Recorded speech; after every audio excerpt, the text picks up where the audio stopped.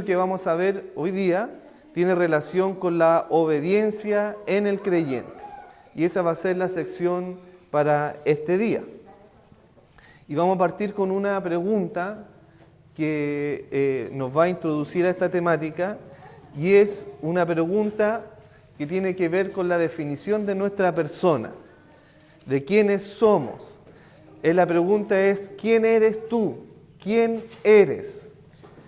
Y cuando nosotros respondemos a esa pregunta, ¿quién soy o qué es lo que soy? Muchas veces nosotros tendemos a responder esta pregunta en la definición de nuestro apellido. Tú eres Juan Pérez, ¿cierto?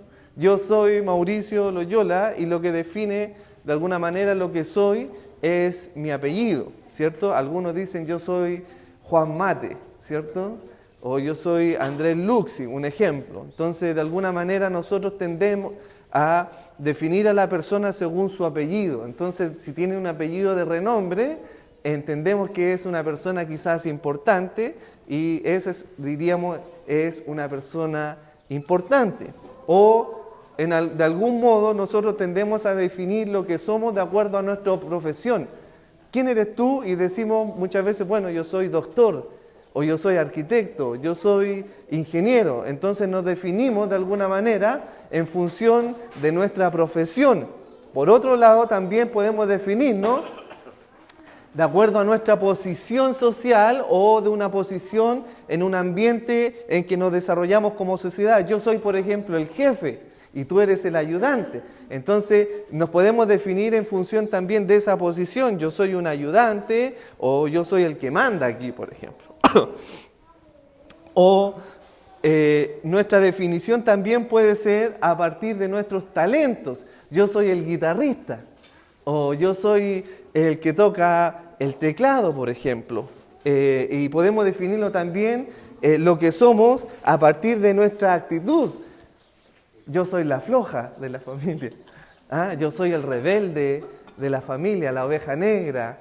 O yo soy el Mateo, ¿cierto? Entonces, de alguna manera, tendemos a definir lo que somos a partir de un amplio aspecto de muchas variables que nosotros, de alguna manera, construimos nuestro ser frente a los demás.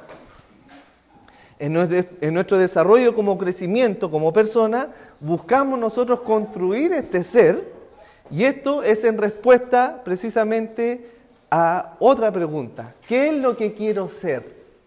No solamente qué es lo que soy, sino que qué es lo que quiero ser yo realmente. Y donde tú defines efectivamente lo que tú quieres ser, y para ello, efectivamente, la sociedad provee de una serie de opciones que te permiten a ti responder esa pregunta de lo que tú quieres ser. La sociedad, de alguna manera, provee una serie de opciones que a ti te permiten definir lo que tú quieres ser. Opciones como desde distintos tipos, opciones como desde el celular que tú quieras tener. Hay una serie de opciones, ya sea Samsung, Huawei, iPhone, ¿cierto? Sony, qué sé yo, Motorola. Y de alguna manera esas cosas definen tu perfil, ¿cierto? O tus elecciones, tu preferencia.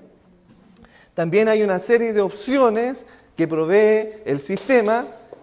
Tú puedes, por ejemplo, el fin de semana ir a la playa, ir al campo, al mall, o practicar un deporte, ir a un campeonato, etcétera, y de alguna manera eso va definiendo lo que tú quieres ser y también lo que tú quieres hacer. Y de alguna manera, esto, en cierto modo, trae influencia en tu persona que de alguna manera afectan tus afectos y preferencias personales. Y dentro de todas esas opciones está la opción de las cosas del Señor. Es decir, tú tienes distintas opciones durante tu semana, que es estudiar, hacer tal y tal cosa, practicar, y para ti quizás una de las opciones son las cosas del Señor. Sin embargo, frente a la pregunta anterior, ¿quién es lo que soy? o qué es lo que quiero ser, esta idea frente al Señor desaparece, se diluye. No hay una necesidad para el Señor de que tú debas demostrar lo que tú eres, porque precisamente el Señor te conoce tal cual eres. Tú podrás engañar a tu padre, tú podrás engañar a tu hermano, tú puedes engañar a cualquier persona, pero al Señor jamás lo vamos a poder engañar. En la Biblia encontramos, por ejemplo, este engaño de una persona que se hizo pasar por otra persona, diciendo ser alguien que no era. Por ejemplo, Jacob, cuando recibió la bendición de Isaac, su padre, él se hizo pasar por su hermano Esaú, y había una gran diferencia en su naturaleza uno con otro. Uno era velludo y otro era lampiño, ¿no es cierto? Y en el relato que vemos en Génesis 27, versículo 23, dice: y no le conoció Isaac, su padre, porque sus manos eran vellosas como las manos de Saúl. Y le bendijo y dijo: ¿eres tú mi hijo Saúl? Y Jacob respondió: yo soy. Imagínense, Jacob pudo engañar a su padre Isaac haciéndose pasar por su hermano, pero nosotros no podemos engañar al Señor independiente de la artimaña que nosotros ocupemos. Sin lugar a duda, la palabra más intimidante que encontramos en la Escritura es esta: yo te conozco. Cuando usted se enfrenta a esta palabra dentro de la Escritura, sin lugar a duda es una palabra intimidante. Que el Señor a usted y a mí nos diga: yo te conozco, yo sé quién eres tú. Ahora la pregunta que yo quiero responder a esto es: ¿qué es lo que soy yo frente al Señor? ¿Cómo me conoce el Señor? El Señor hace esa pregunta en la Escritura y dice: yo te conozco. Dios conoce tu obra. Dios conoce lo que tú haces. Y en Apocalipsis 3:15 vemos que el Señor le dice no solamente a una persona, sino que le dice a una iglesia, le dice: yo conozco tus obras. Y resulta que el Señor le dice: yo conozco que tú no eres ni frío ni caliente. Ojalá fueres una de las dos cosas, o fueres frío o caliente, pero por cuanto eres tibio y no frío o caliente, te vomitaré de mi boca. Porque tú dices, y aquí está lo que venimos haciendo esta introducción: yo soy rico, yo soy esto, me he enriquecido y de ninguna cosa tengo necesidad, y no sabes que tú eres un desventurado, miserable, pobre, ciego y desnudo. Es decir, la condición de esa iglesia era una condición miserable. Ellos aparentaban ser una congregación que adoraba a Dios, pero en realidad no era ni siquiera tibio ni caliente, sino que eran tibios. Como es un dicho popular, no eran ni fu ni fa, ni chicha ni limona. Dios sabe no solamente lo que eres y lo que haces, sino que el Señor sabe dónde tú vas. De Dios no puedes huir. El salmista dice en el Salmo 139:7: ¿a dónde me iré de tu espíritu? Es una pregunta. ¿Y a dónde huiré de tu presencia? Si subiera a los altos cielos, allí estás tú. Y si al Seol hiciere mi estrado, allí también estás tú. Si tomara las alas del alba y habitara en el extremo del mar, aún allí me guiará tu mano y me asistirá tu diestra. Si yo dijere, dice el salmista, ciertamente la oscuridad, las tinieblas van a encubrirme, aún la noche resplandece alrededor de mí. Es decir, no hay ningún lugar, hermanos, donde podamos escapar de la mirada y de la presencia del Señor. Nos podemos ocultar, sí, de nuestros padres, de nuestras esposas, de nuestros esposos, de nuestros jefes, de nuestros profesores, de nuestros amigos. Nos podemos ocultar de muchas maneras, pero ante el Señor nosotros no nos podemos ocultar. Él siempre está ahí presente, observando y mirando como un espectador a su creación. Él está mirando y de alguna manera el impío quiere calmar las conciencias de ustedes diciendo que el Señor no mira tu condición. El impío quiere calmar tu conciencia y la suya diciendo que el Señor no mira tu pecado. El Señor mira tu corazón. Pero eso no es así, hermano. Lo vimos en los estudios pasados, que eso me lleva aún más a yo meditar. Si el Señor mira mi corazón, lo que no puede ver mi padre o mi madre o mi esposa, cuán intimidante es esa mirada del Señor hacia mi persona, sabiendo que el Señor mira mi corazón donde emanan mis pensamientos. Lo que muchas veces no manifiesto como mi ser, pero lo pienso. Pienso estas cosas malas y pienso estas cosas buenas, y el Señor está ahí presente observando lo que hay en mi corazón. Por lo tanto, eso me lleva a pensar a que yo debo considerar que el Señor está mirando mi corazón y que el Señor sí mira, como dice su palabra. De hecho, hay un relato en la Escritura donde Felipe va a buscar a Natanael, porque Felipe le dice a Natanael que ha encontrado al Mesías, he encontrado al Salvador. Le dice Felipe a Natanael, sí, le dice Natanael, lo has encontrado. ¿Y de dónde es? Bueno, es de Nazaret, le dice. Y Natanael le dice, ¿pero de Nazaret? ¿Cómo puede ser el Salvador de Nazaret? ¿Saldrá algo bueno de esa región? Le dice, ¿cierto? Y ven, le dice Felipe a Natanael, y velo tú mismo. Y cuando Jesús vio que venía Natanael, mire lo que dice Juan 1:47, vio que Natanael se le acercaba, dijo, el Señor dijo de Natanael, le dice, he aquí un verdadero israelita, en quien no hay engaño. Es decir, Natanael no fingía ser algo que él no era. No había engaño. Natanael era una persona auténtica. No había engaño a él. No quiere decir que no era mentiroso, porque la Escritura dice que por cuanto todos somos mentirosos, ¿cierto? Si decimos que no hemos pecado, no. Lo que está diciendo es que Natanael era una persona auténtica. No había engaño en él. Y Natanael hace esta pregunta intimidante, hermano. Es una pregunta intimidante que hace Natanael. ¿De dónde me conoces? Imagínese. Natanael todavía no sabía que estaba frente al Dios Santo, que todo lo conoce.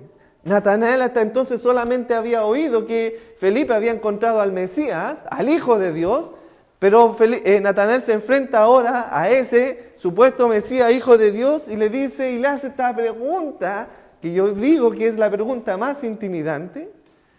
¿De dónde me conoces? Y el Señor le responde y le dijo, antes que Felipe te llamara, cuando estabas debajo de la higuera, te vi.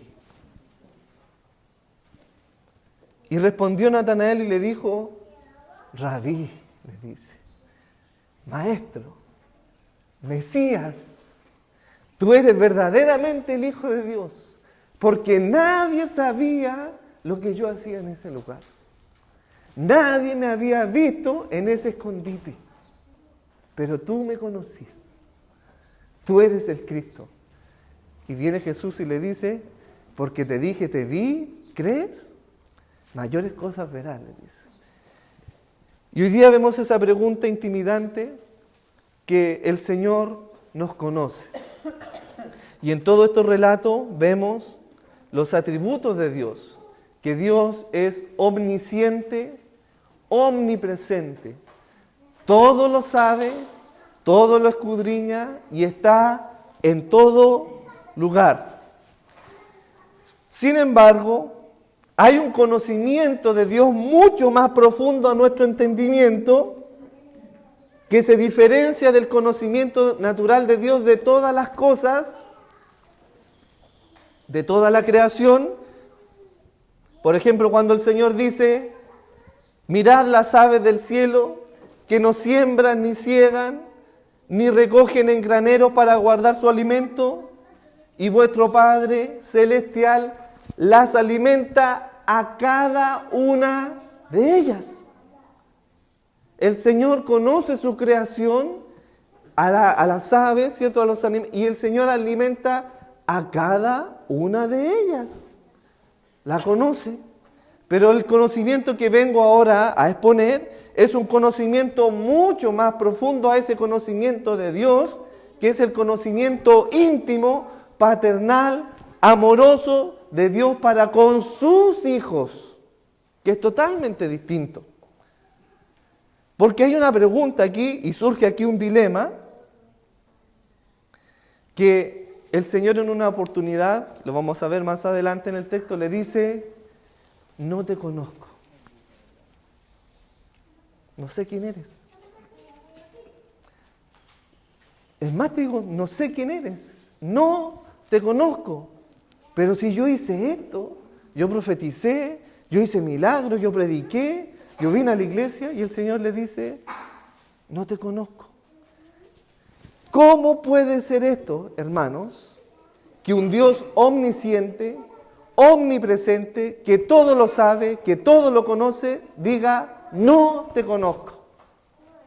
Algo no cuadra aquí.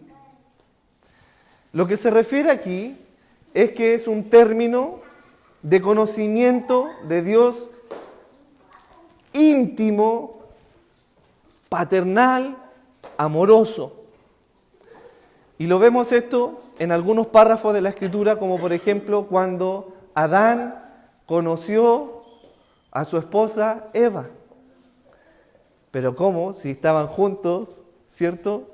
Y se ve todo el relato de en el huerto, ¿cierto? Que la mujer conoce, le da a Adán la manzana, ahí se conocían. Y cómo después dice: bueno, Adán conoció a su mujer, si ya se conocían.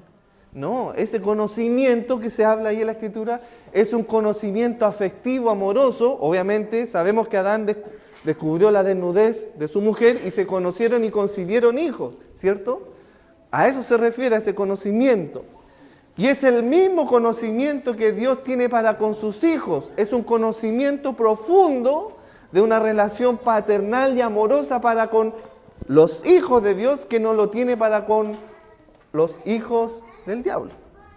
Miren, la pregunta que hacía aquí respecto a que Dios cuida de las aves, Jesús le dice: ¿no valéis vosotros mucho más que ellas?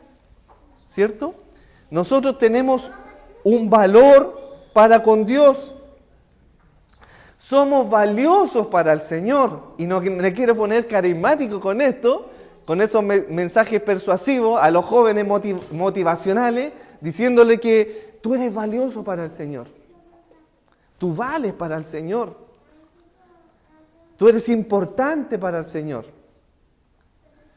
Nosotros somos valiosos para el Señor porque ese valor no es intrínseco en nosotros, sino que ese valor es un valor imputado en nosotros, que es totalmente distinto. Somos aceptables, amados por el Señor, pero ese valor de aceptación y de amado por el Señor no es por su condición, no es porque lo que usted es o lo que usted aparenta ser.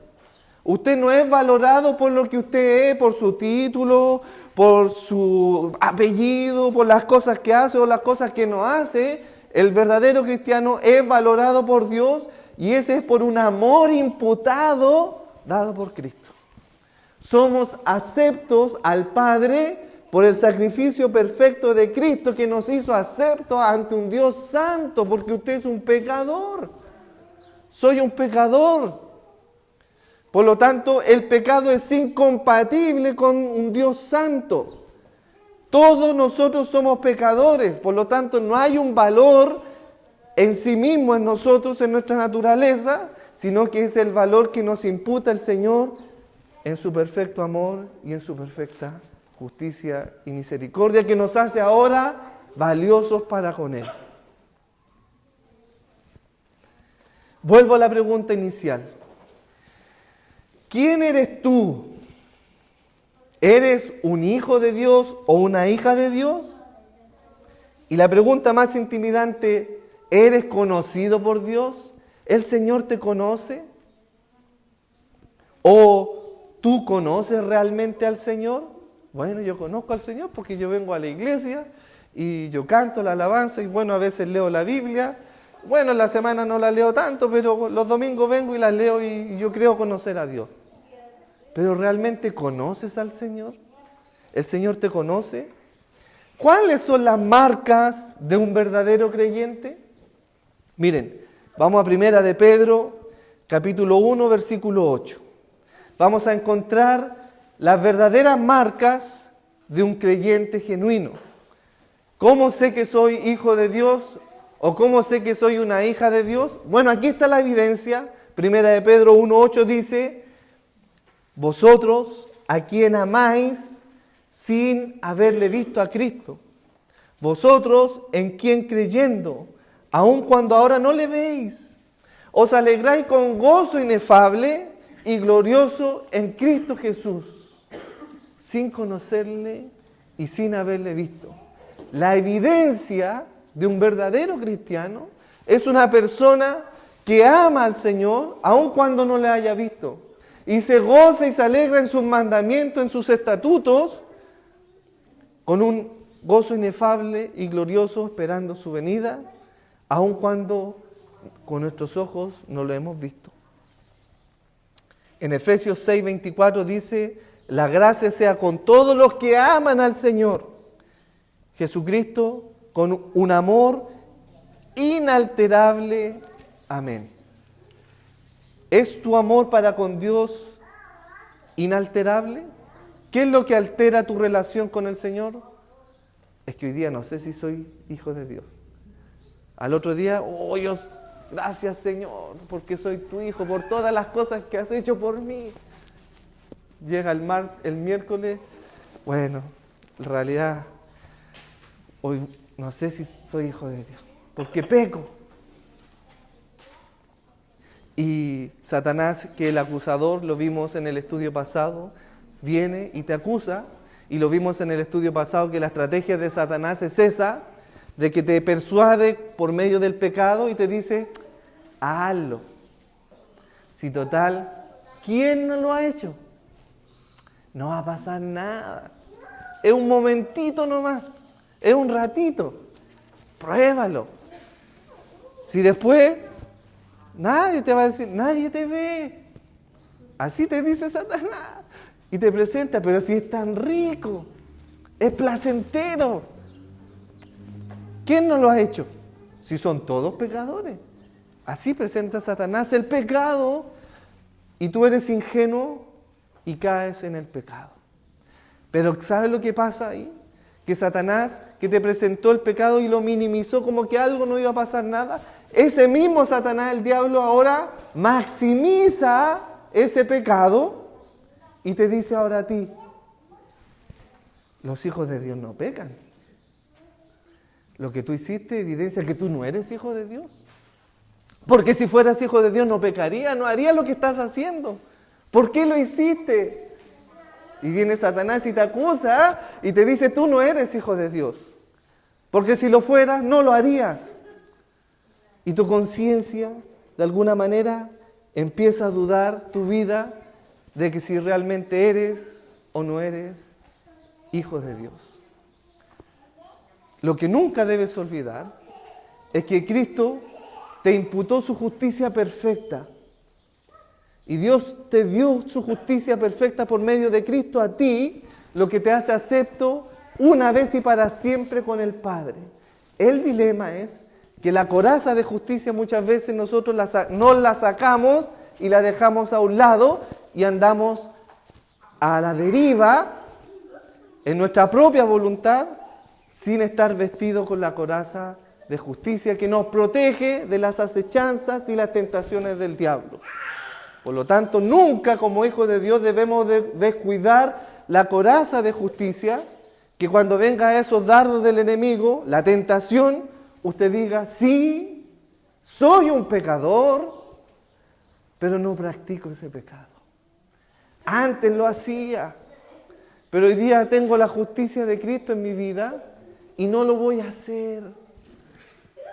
Y si llego a caer en ese pecado, tengo a Jesucristo como mi abogado. Él es mi defensor, que perdona mis pecados. Así que retírate de mí, Satanás.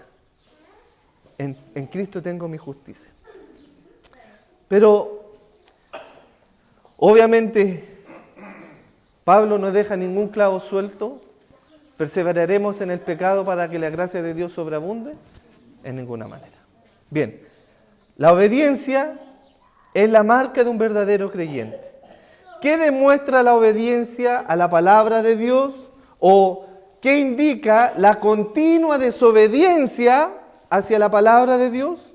Vamos a primera de Juan, capítulo 2, versículo 3, dice, y en esto sabemos que nosotros le conocemos, hermanos. Aquí está la pregunta, hermano.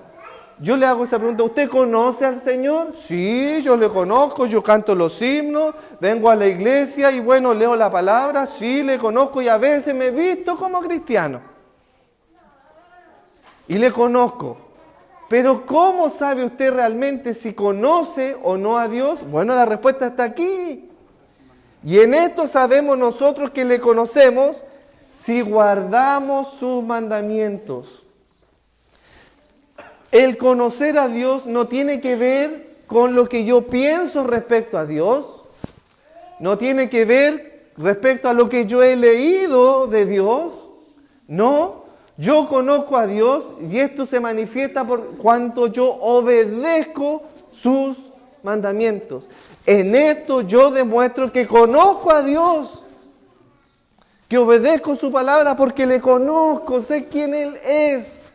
Sé el sacrificio que hizo por mí, sé que Él murió por mí, sé todo lo que Él hizo por mí, por cuanto yo lo conozco, ahora obedezco su palabra.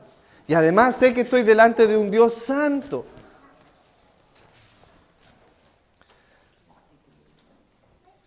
Primera de Juan 2:3 era. Y en estricto rigor, hermanos, jóvenes, señoritas, nosotros tenemos dos opciones, solamente dos opciones de nuestra realidad paternal. Nosotros podemos tener dos padres como opciones. O es uno o es el otro, no los dos. ¿Ya? Podemos tener una opción de dos padres o la identidad paternal de dos padres.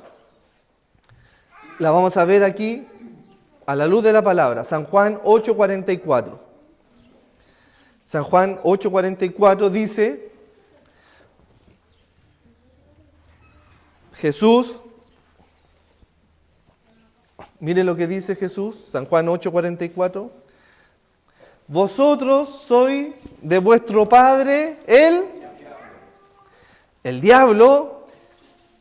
¿Por qué vosotros sois de vuestro padre el diablo? Le está diciendo Jesús. Fíjese cómo tienen esta identidad. ¿Por qué? Porque ellos llevan el apellido del diablo. Andrés Diablo, Juan el Diablo. ¿Ah? ¿Llevan el apellido del diablo? No. La identidad paternal de estas personas respecto a su padre el diablo es porque los deseos de ¿quién? De vuestro padre queréis hacer. Miren, la persona que es hija del diablo hace los deseos de su padre. El deseo del diablo es pecar, adulterar, fornicar, mentir, robar, chismosear, etc. ¿Por qué? Porque él ha sido homicida desde el principio y no permaneció en la verdad porque no hay verdad en él. Cuando habla mentira, de suyo habla ¿Por qué razón? Porque es mentiroso y padre de mentira.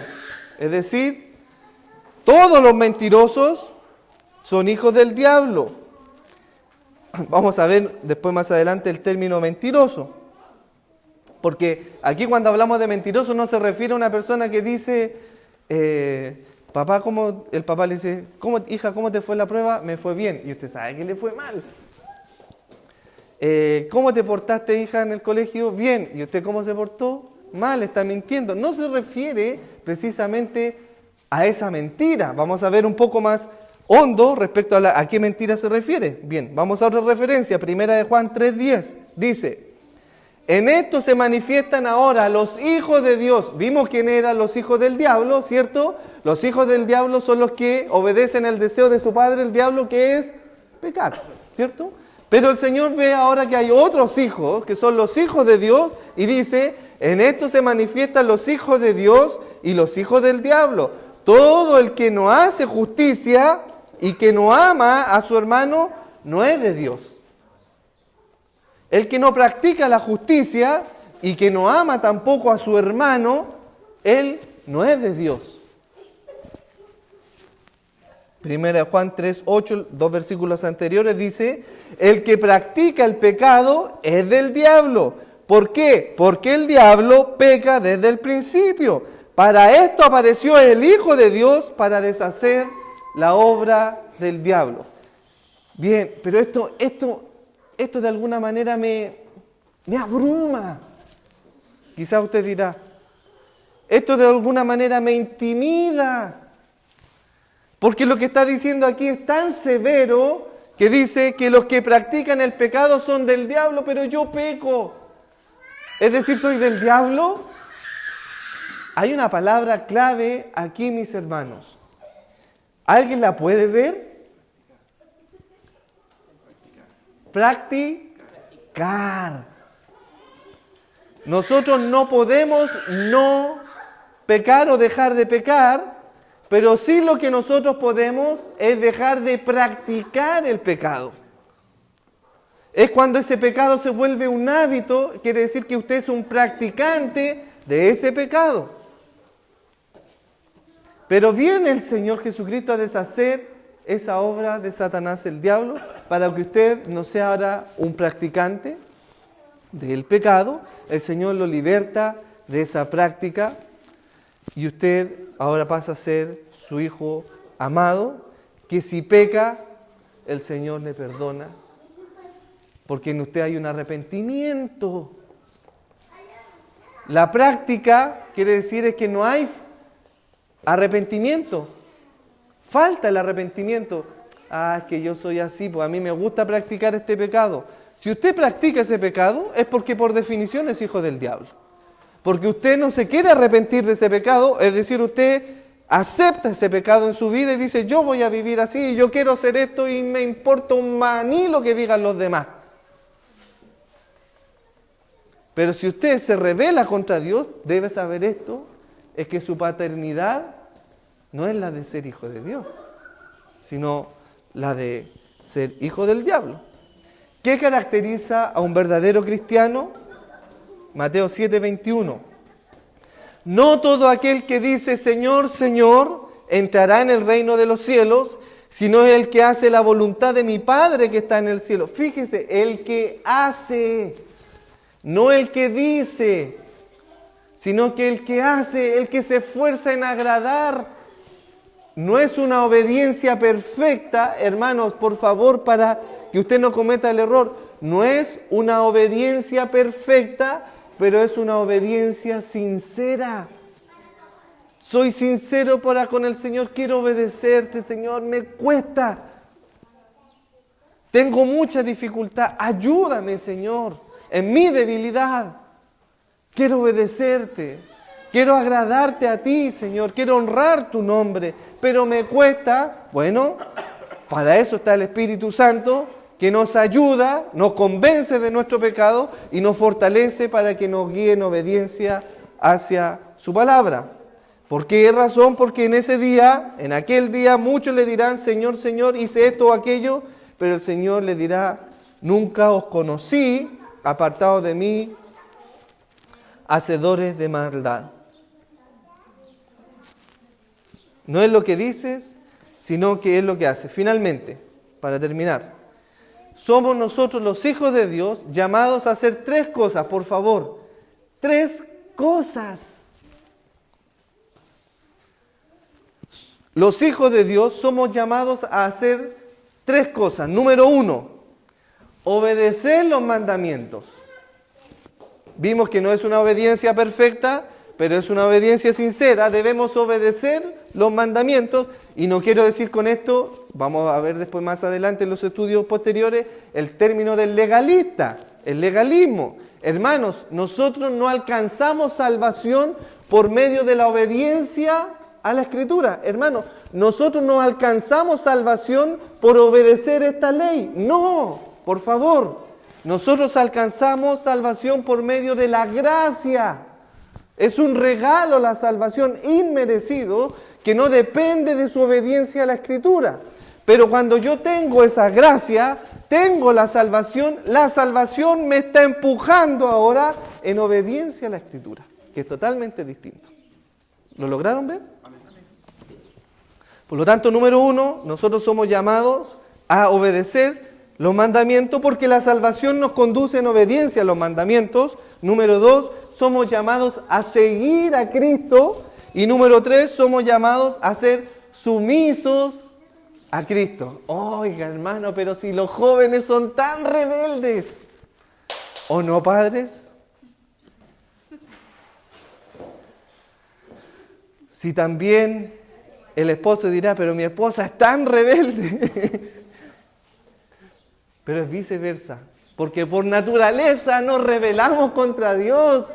Somos rebeldes por naturaleza. El hijo no quiere obedecer a su padre. El padre no quiere obedecer a Dios. Nos rebelamos constantemente para con el Señor.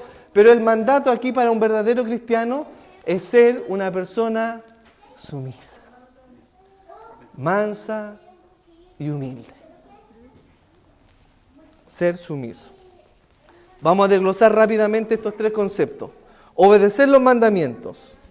Primera de Pedro 1:14 dice, como hijos obedientes, fíjense, como hijos obedientes, si mi hijo es tan obediente, yo lo que le digo, él lo hace.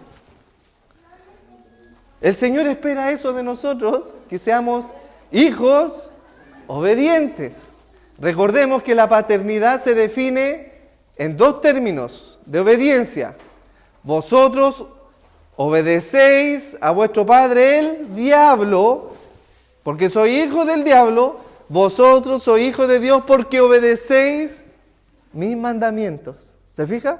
En estricto rigor, nuestra paternidad o la distinción entre ser hijo de Dios o hijo del diablo es en términos de obediencia. Obediencia a su palabra. Por lo tanto, lo que dice aquí, Primera de Pedro 1:14 dice, como hijos obedientes, no os conforméis a qué cosa, a los deseos que antes teníais estando en vuestra ignorancia. Lo que manifiesta que tú eres un hijo obediente es que tú obedeces ahora la palabra de Dios y ya no te sometes, no te conformas, no eres moldeado por tus deseos que antes tenías. Ya no tienes esos deseos anteriores ni te sometes a esos deseos anteriores porque antes eras un ignorante, pero ahora no eres ignorante. Porque ahora Dios te dio su palabra y te la reveló a tu corazón y te dio a conocer quién es Dios y tú ya le conoces, por lo tanto no eres ignorante y eres un hijo obediente para con Dios. Santiago 1:22 dice, pero sed hacedores de la palabra y no solamente oidores, engañándote a ti mismo. Vuelvo a la pregunta, ¿quién eres? La pregunta inicial, ¿quién eres tú? Sí, puedes engañar a tu padre, sí, puedes engañar a tu madre, pero al Señor nunca lo vas a poder engañar. Por lo tanto, lo que tú efectivamente haces respecto a la palabra determina lo que tú eres como hijo o no hijo de Dios. No te engañes a ti mismo, hermano. No busques engañarte a ti mismo, sino que reconoce tu pecado, no te autoengañes. Bueno, sí, que todos lo hacemos. Yo soy así. No te engañes, hermano. Tú no eres así. Tú tienes que decir, Señor, mira lo que hice. Señor, caí en este pecado, Señor, por mi ignorancia.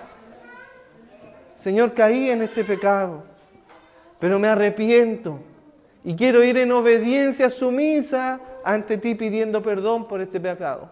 Y como Dios te ama, porque eres su hijo, Dios te perdona. Número 2, seguir a Cristo. Hoy día eso está en boga en los jóvenes. ¿Cuántos seguidores tienes tú en Instagram? ¿A quién sigues en Facebook, cierto? O en las redes sociales, en TikTok, ¿cierto? Yo sigo a esta persona, me gusta cómo se viste, me gusta lo que hace, me gusta cómo vive su vida, lo estoy siguiendo. O de repente viene una persona que usted ni siquiera o la había visto hace mucho tiempo y se acerca, oh, te estoy siguiendo en Facebook. Te dice así, ¿ah? Y estoy viendo lo que tú haces y estoy viendo lo que tú dices. Te estoy siguiendo. Pero la pregunta es, ¿a quién sigues tú? Porque el mandato de un verdadero cristiano es seguir a Cristo. ¿Qué es requerido de una persona que sigue a Cristo? ¿Qué es lo que se requiere? Bueno, vamos a la palabra del Señor. Lucas 9:23 dice, y decía a todos, si alguno quiere venir en pos de mí, niéguese a sí mismo, tome su cruz cada día y sígame. Hay 3 cosas, ¿las logran ver? Lo primero, niéguese a sí mismo, tome su cruz. Bueno, algunos dicen, Señor, bueno, aquí vengo a tu casa y traigo mi cruz. Aquí traigo a mi esposa. ¿Ah? Bueno, Señor, tú me dices que yo debo seguirte, tomar mi cruz y aquí traigo a mi hijo que es rebelde. No, eso no es la cruz, hermano. Eso no es la cruz. La cruz es estar muerto para el mundo y para tus propios deseos. Piénsate tú mismo clavado en una cruz. ¿Qué puedes hacer clavado en una cruz? ¿Podrás salir corriendo?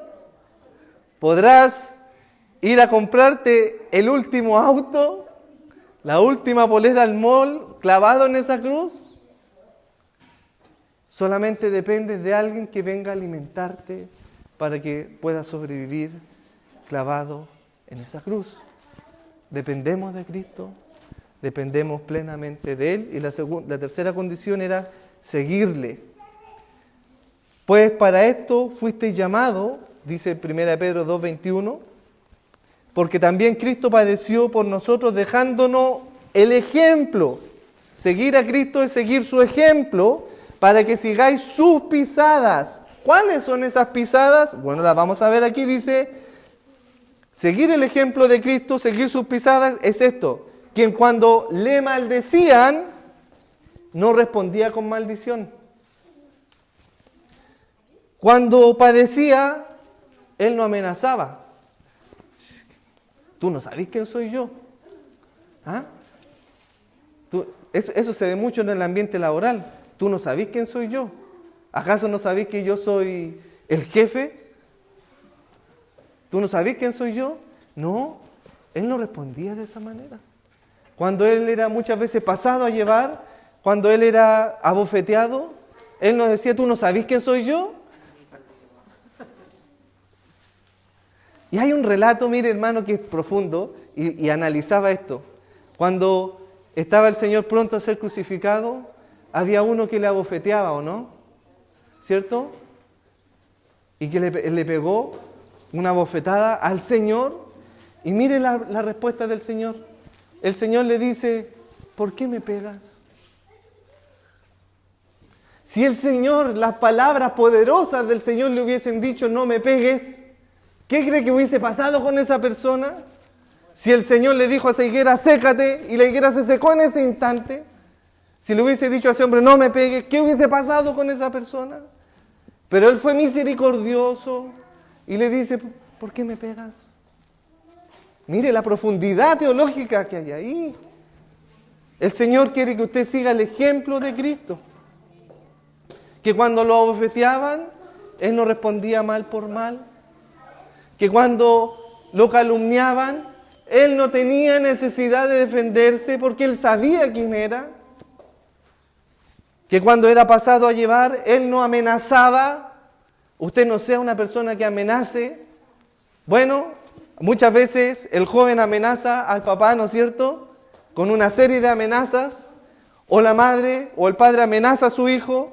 No, usted no sea una amenaza, sino venza el mal con el bien, siguiendo el ejemplo de Cristo. ¿A quién sigues? Bueno, yo sigo a los faranduleros. No, sigue a Cristo y su ejemplo. Finalmente, la sumisión. ¿Cómo debemos presentarnos ante el Señor? Romanos 6, del 6 al 7 y del 15 al 16 dice, sabiendo esto, que nuestro viejo hombre, tu vieja naturaleza, tu pasado, fue crucificado juntamente con Cristo, para que el cuerpo del pecado sea destruido. Romanos 6, del 6 al 16. ¿A fin de qué cosa? A fin de que no sirvamos al pecado. Y ahí esa palabra de servir muchas veces se traduce mal del griego, ¿cierto? Porque los siervos son esclavos y la palabra aquí servicio quiere decir que tú no seas esclavo de tu pecado, que no estés sometido a la voluntad de tu Señor el pecado, que el pecado no ejerza señorío sobre ti, porque tú ya no estás bajo ese señorío, sino ¿qué cosa? Estás bajo el señorío de Cristo por cuanto has sido justificado de tu pecado. ¿Qué pues? ¿Pecaremos porque no estamos bajo la ley, sino bajo la gracia? En ninguna manera. ¿No sabéis que si os sometéis a alguien como esclavo para obedecerle, sois esclavos de aquel a quien obedecéis, ya sea del pecado para muerte o de obediencia para justicia y vida eterna? Hay solamente dos opciones, hermano. O eres hijo del diablo o eres hijo de Dios. O obedeces al pecado o obedeces su palabra. O eres esclavo del pecado o eres esclavo de Cristo. No hay términos medios. No es algo intermedio, sino que lo que define a ti es, en estricto rigor, tu obediencia a la palabra del Señor. Le invito a que oremos al Señor.